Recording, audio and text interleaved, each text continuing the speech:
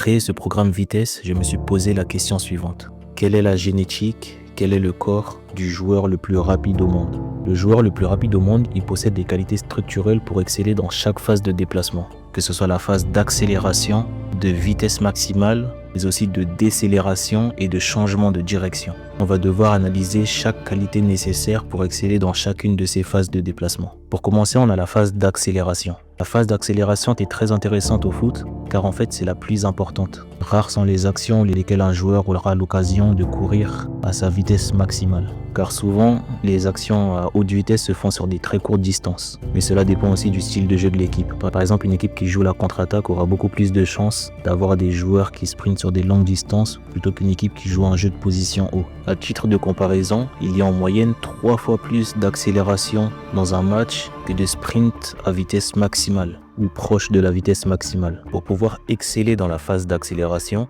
le joueur le plus rapide au monde va devoir posséder une grande quantité de fibres musculaires à contraction rapide. Dans nos corps, pour simplifier, il existe 2 types de fibres musculaires. Il y a les fibres musculaires de type lente, donc ils se contractent lentement, il y a une meilleure capacité à s'oxygéner pour les efforts d'endurance, et les fibres musculaires de type rapide, qui en raison de leur forte connexion au système nerveux, ont la capacité de se contracter très rapidement et très fortement. C'est ce qui